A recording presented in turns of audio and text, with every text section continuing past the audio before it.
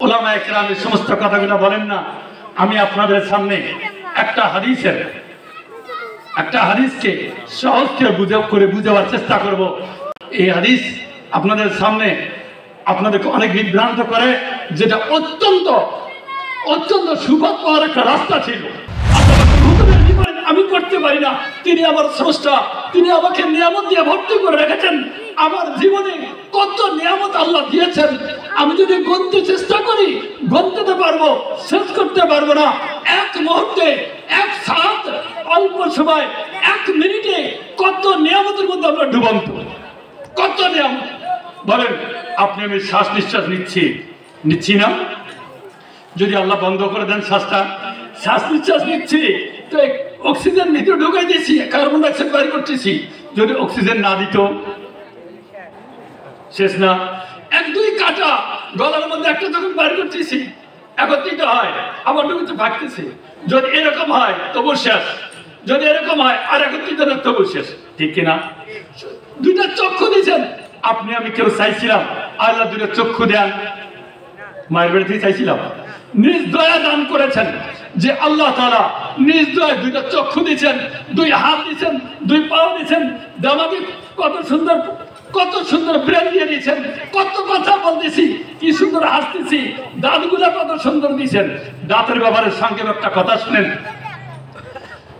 কোন বাচ্চা যখন মায়ের পেটে দুনিয়ার থেকে যখন আসবে, দুটো আসার আগেই তার মায়ের স্তনের মধ্যে আল্লাহ পাক তার এত উত্তম খানার ব্যবস্থা করেছে, তার মায়ের স্তনের এত উত্তম খানার ব্যবস্থা করেছে,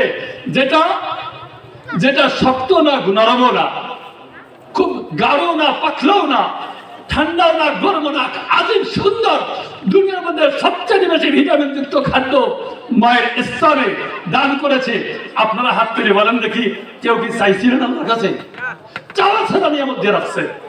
দুনিয়াতে আসছেন 6 মাস পার হয়ে গেছে, এখন এই দুধ দিয়ে চলবে না, এখন আপনাকে এখন ভাতের মাড়ি খেতে হবে। ছোট ছোট দাঁতগুলা আপনার মুখে দিয়ে দিছে। আপনি বলেন এই দাঁত কি আপনি চাইছিলেন? চান নাই। এই দাঁত চলছে, যখন 5-6 বছর বয়স হয়েছে এই দাঁতগুলোকে ফেলে দিয়ে বড় বড় দাঁতগুলো দিছে। আপনি চাইছিলেন কোনোদিন? চান নাই। আল্লাহ পাক তার নিজ দয়ায় আমাদের যখন যা প্রয়োজন তখন তা দান করেছেন। এরপরে এই মানুষ আল্লাহ তাআলার বিধানকে, আল্লাহ পাকের হুকুমকে কোনো পরোয়া করে না। এর চেয়ে নাফরমান আর কে হতে পারে? এর চেয়ে নেমক হারাম আর কে হবে বলেন? কথা বুঝতে পারলাম তো? ওই আল্লাহ তাআলা আমাদেরকে চাওয়া ছাড়া যিনি নিয়ামত দিয়ে ভর্তি করে রেখেছেন, ওই আল্লাহ তাআলা আমাদের কল্যাণের জন্য একটা জীবন ব্যবস্থা কিছু আদেশ করেছেন করার জন্য, কিছু নিষেধ করেছেন বর্জন করার জন্য, যাতে আমরা সুন্দর সুখে দুনিয়া আখিরাতে সুন্দর সুখে থাকতে পারি। এমন কিছু পদ্ধতি, এমন কিছু আদেশ নিষেধ আল্লাহ পাক করেছেন। ওই আদেশ নিষেধের নাম ইসলাম, যাকে বলা হয় ইন্না দীনা ইনদাল্লাহিল ইসলাম।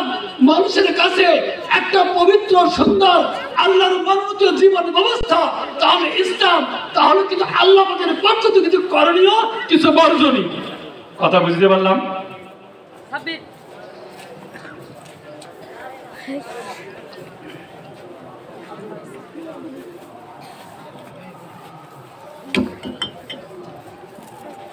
আল্লাহ পাকের আদেশ, তিনি কত মহান, তার আদেশ আমার পালন করা আমার জীবনের কল্যাণের জন্য, ঠিক কিনা? বুঝাচ্ছি কিনা? এই জন্য আমরা কি করব? আল্লাহর আদেশ, কত আদেশ মানতে পারি নাই। আয় আল্লাহ তুমি মাফ করে দাও। আমার জীবনে কত অন্যায়, তোমার হুকুমকে হুকুমই মনে করি নাই, কিভাবে চলছে আল্লাহ, আমি আজকে থেকে তওবা করলাম, তুমি মাফ করে দাও। এরপরে যদি কোনো বান্দা তওবা করে, তার শানে আল্লাহ পাক বলেন লা তাকনাতু মির রাহমাতিল্লাহ, তোমরা আল্লাহর রহমত থেকে নিরাশ হও না। এই মুহূর্তে তোমরা তওবা করো, আল্লাহ পাক তোমার জীবনের সমস্ত গুনাহগুলোকে মাফ করে দেবে। তো এরকম না, ঠাট্টা নয়। আল্লাহ পাক ভিতরের অবস্থা সকলের জানে। কয় মুখে আমি তওবা করলাম, কিন্তু আগে যে সুদ, ঘুষ, চুরি, ডাকাতি, মিথ্যা যা করছিলাম সবগুলো ঠিক না। আপনি এটার থেকে বিরত থাকেন। এর ব্যাপারে একটা কথা আমার মনে পড়তেছে। এর সঙ্গে সাধারণ মানুষ কিছু বিভ্রান্ত হয়। ওলামায়ে কেরাম এই সমস্ত কথাগুলো বলেন না। আমি আপনাদের সামনে একটা হাদিসকে সহজ করে বুঝাবার চেষ্টা করব। আপনারা এই সময় কেউ উঠে বসা করবেন না। এই হাদিস আপনাদের সামনে আপনাদেরকে অনেক বিভ্রান্ত করে, যেটা অত্যন্ত অত্যন্ত সুপথ পাওয়ার একটা রাস্তা ছিল। সেই হাদিসটার শুনে আমি মথন করবো না, শুধু হাদিসটার বাংলা বলবো। হাদিসের মধ্যে আসছে, কোন বান্দা নেক আমল করতে থাকে, নেক আমল করতে করতে করতে করতে এমন অবস্থা যে এক হাত বাকি সে জান্নাতে চলে যাবে। তাকদীর তার উপরে গালেব হয়, গালেব হওয়ার পরে সে লোকটা গুনার কাজ করে জাহান্নামে চলে যাবে। আর একটা লোক সারা জীবন বদামল করে, বদামল করতে করতে এই পর্যায়ে পৌঁছে যায় সে এক হাত বাকি জাহান্নামে যাবে। এই সময় সে তওবা করেছে, তওবা করার কারণে আল্লাহ পাক তাকে জীবনের সমস্ত গুনাহগুলোকে মাফ করে তাকে জান্নাতের রাস্তা খুলে দিয়েছে, তাকে জান্নাত দিয়ে দিয়েছে। এখন কথা হলো, মানুষ যেটাতে বিভ্রান্ত হয়। কিভাবে বিভ্রান্ত হয়? মানুষ মনে করে আমার কপালে জান্নাত থাকলে করব, না হলে নেই, এই কারণে বিভ্রান্ত হয়। কথা কিন্তু এরকম নয়। কথা হলো, এই কথার দ্বারা আমাদের জীবনের বিশাল, এটার নাম তকদীর। তকদীরকে আল্লাহ পাক রাখছেন কর্মের সাথে। সেটা কিভাবে? এর দ্বারা আমাদের কিছু নুকতা, কিছু সূক্ষ্ম কথা, মানব জাতির কল্যাণের জন্য কিছু কথা রেখে দিয়েছেন। এর দ্বারা এক নম্বর কথা হলো, যে ব্যক্তি বহুত বড় ইবাদত গুজার, খুব বেশি ইবাদত করে, দিনের রোজা রাখে, সারা রাত নফল পড়ে, এরকম সে সবসময় নেক আমল করতে থাকে, সেই কথা বলতে পারবেন আমি জান্নাতে যাব। তার শেষ মুহূর্তে পর্যন্ত তাকে বলতে হবে, জানি না, শেষ মুহূর্তে পর্যন্ত আমাকে নেক আমলে অটল থাকতে হবে। আমি এই একটা গুনার কাম করলে যদি আল্লাহ জাহান্নামে দেয়, অর্থাৎ এই শেষ মৃত্যুর পর্যন্ত, সময় পর্যন্ত তাকে গুনার থেকে বিরত রাখতেছেন এই কথাটা, ঠিক কিনা? মৃত্যু পর্যন্ত যে ঠিক আছে আমি যে এত নেকি করছি, একটা গুনাহ করলে কি হবে, এই কথা চিন্তা করার অধিকার নাই।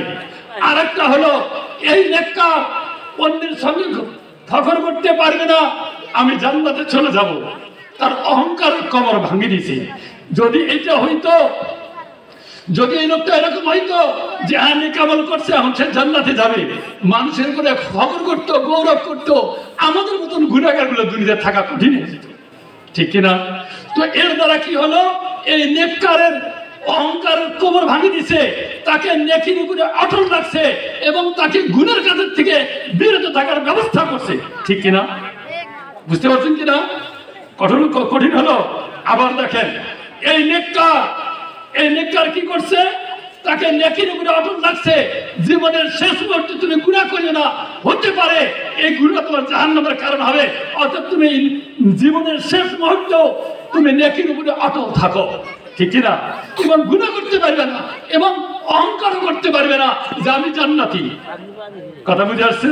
দ্বিতীয় নম্বর, যে গুনাহগার সারা জীবন গুনাহ করছে, গুনাহ করতে করতে এমন এক পর্যায়ে পৌঁছেছে সে জাহান্নামের উপযোগী, তাকে বলতেছে তুমি এই তোমার জীবনের শেষ মুহূর্তে এখন তওবা করো, যদি এই তওবাটা করে নাও আল্লাহ তোমার জীবনের সমস্ত গুনাহ মাফ করে দেবে।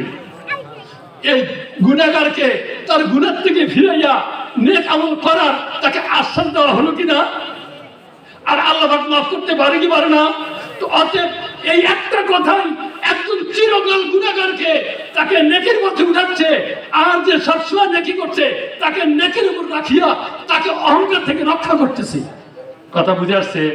কথা একটু কঠিন, আপনারা কি কথা বুঝতে পারছেন? কিন্তু কথা ঠিক কিনা? এরকম আল্লাহ পাক কত বড় দয়ালু, জীবনের শেষ মুহূর্ত পর্যন্ত আমরা আল্লাহ পাকের হুকুমের অটল থাকবো। আল্লাহ পাক বড় দয়ালু। আয় আল্লাহ, যা গুনাহ করছি, গুনাহ করতে করতে দাড়ি পাকে ফেলাইছি, মাথার চুল পাকে গেছে, শরীর শক্তিগুলা ঢিল হয়ে গেছে, আয় আল্লাহ তোমার কাছে ক্ষমা চাই, তোমার কাছে ক্ষমা চাই, মাফ চাই, আল্লাহর কাছে মাফ চাইতে থাকি, চোখের পানি ফেলেন। তো আল্লাহ পাক সুসংবাদ দিচ্ছেন যে তোমরা তোমাদের জীবনের সমস্ত গুনাহগুলোকে আল্লাহ মাফ করে দিবেন, তুমি এখন ফিরে আসো। কথা বুঝে আসছে কিনা? আমরা থাকবো কিনা? এই জন্য আমাদের সবচেয়ে বড় কথা হলো আমরা আমাদের গুনাহকে চিনি না, গুনাহ চিনি না, সারা জীবন গুনার মধ্যে লিপ্ত, আল্লাহর নাফরমানিতে লিপ্ত, আল্লাহ পাকের নিয়ামত খাইতেছি, জবান দিছে আল্লাহর কথা বলার জন্য, আল্লাহর পাক কালামকে পড়ার জন্য। যদি আমরা হিসাব করি দেখি এই জবান দিয়া কত খারাপ কথা বলছি, আল্লাহর পাক কালাম শিখেই নাই, এটা অন্যায় না? পাক কালাম শিখেই নাই তো নবীজি বলেন, আল্লাহ পাক বলেন কালামের মধ্যে قال الرسول يا ربي إن قوم اتخذوا هذا القرآن مهجورا। রাসূল আল্লাহ পাকের সামনে বলবেন, আমার রব আমার জাতি কোরআনকে পরিত্যাগ করেছে, আর আমার রব আমার জাতি কোরআন গ্রহণ করে নাই। কোরআন গ্রহণ করার অর্থ কি রকম? আমরা কোরআন শিখি নেই। কোরআন গ্রহণ না করার সবচেয়ে নিকৃষ্ট স্তর কোরআনকে বিশ্বাস না করা, কোরআন মানব জাতির কল্যাণের জন্য এটাকে বিশ্বাস না করা, এটা হলো কোরআনকে পরিত্যাগ করা। দ্বিতীয় নম্বর, আমরা যদি দেখি নিজে কোরআন শিখি নাই, আমার সন্তান শিখে নাই, আমরা যদি তালাশ করে দেখবো অনেক লোক পাবো সে নিজে কোরআন শিখে নাই, তার সন্তান শিখে নাই, তার নাতি শিখে নাই, সে নিজে শিখে নাই, তার বাপ শিখে নাই, তার দাদা শিখে নাই, তার দাদা শিখে নাই, এরকম তার দাদার বাপ জানা পর্যন্ত শিখে নাই, এই 6-7 পর্যন্ত কোরআন শিখেই নাই। কত বড় জুলুম হয়েছে না? কোরআন যদি এরা পরিত্যাগ না করে সে বললো এদের সামনে নবীজি বলতেছেন قال الرسول يا ربي, রাসূল বললেন আমার রব ইন্না কওমি ইত্তাখাযু হাযাল কুরআনা মাহজুরা, আমার জাতি কোরআনকে পরিত্যাগ করেছে, আমরা কোরআনকে পরিত্যাগ করছি। তা না, কোরআন পরিত্যাগ করবো না, কোরআনকে আমরা সিনে লইয়া আমরা মনে প্রাণে কোরআনকে শিখবো, কোরআনের বিধান অনুযায়ী পুরো আমরা চলবো ইনশাআল্লাহ। আমাদের সম্মানিত মেহমান তিনি আসছেন, তেনারা কথা বলবেন। আল্লাহ আমাদের ছোট মোটো কথাকে কবুল করেন, সকলকে নেক আমলের তৌফিক নসিব করেন।